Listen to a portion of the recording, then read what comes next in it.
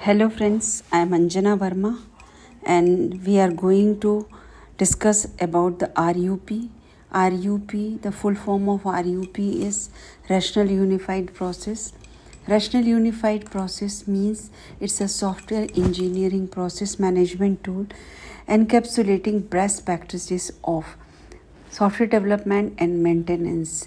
Actually IBM ने जब देखा कि बहुत सारे हम जो प्रोसेस मॉडल पहले पढ़ चुके हैं सभी के कुछ एडवांटेज हैं कुछ डिसएडवांटेज हैं, तो उन्होंने एक टूल बनाया मेंटेनेंस और डेवलपमेंट के लिए जिसको RUP नाम दिया.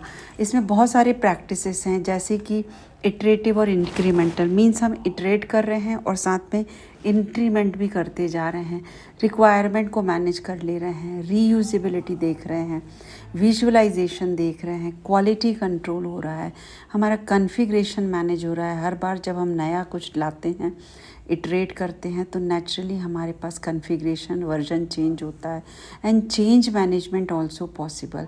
इन सारे मैनेजमेंट के कारण RUP जो है बहुत पॉपुलर प्रोसेस मॉडल बन गया है. इसमें 4 फेसेस होते हैं: Inception, elaboration, construction and transition. इन सारे फेसेस, इन सारे वर्कफ्लो जो आपको दिखाई दे रहे हैं, business modelling, requirement analysis, design, implementation, test and deployment.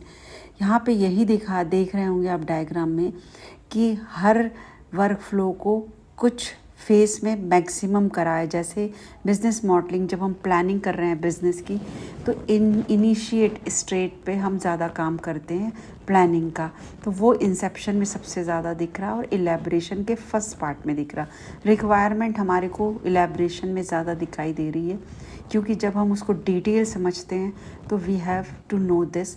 Analysis means जब हमने इलेबरेट कर लिया, डिटेल करा, then we analyse is it okay और नॉट वर्थ वाइल, हमें पैसा मिलेगा या नहीं. Then we will do design. तो वो इलेबरेशन के फेज से कंस्ट्रक्शन के फेज में डिज़ाइन पार्ट चला गया. इम्प्लीमेंटेशन मीन्स इलेबरेशन का एंड पार्ट और कंस्ट्रक्शन के सारे पार्ट में इम्प्लीमेंटेशन और डेवलपमेंट होता है. Testing also done. टेस्टिंग हर फेज़ में होती रहे तो बेटर होती है, बिकॉज आखिरी में टेस्टिंग में यदि पता चलता है कि पहले कुछ गड़बड़ हो गई है तो बहुत ज़्यादा कॉस्टिंग आ जाती है. और डिप्लॉयमेंट फेज़ मीन्स हम जब ट्रांजिशन कर रहे हैं, कस्टमर को दे रहे हैं, वो सबसे ज़्यादा हम देख रहे हैं कि हमारा कंस्ट्रक्शन का C4 और ट्रांजिशन 1 में होता है. उसके बाद हम देख रहे हैं वर्कफ्लो, हम ये जो सारे देख चुके, business modelling, requirement analysis, design and all those.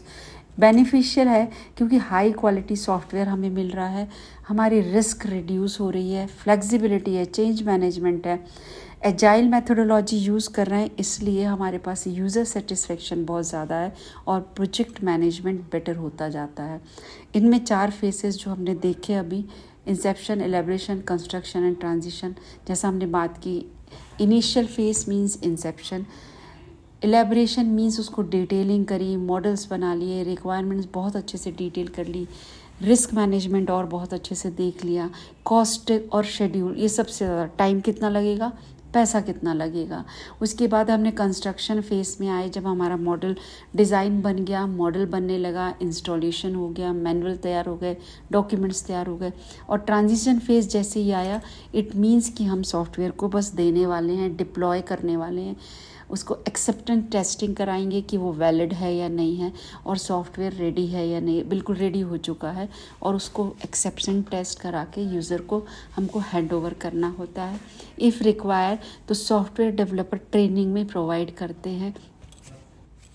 So we have seen RUP means Rational Unified Process with the 4 phases: inception, elaboration, construction and transition, with so many workflow. Thank you for the listening and we will meet in the next session.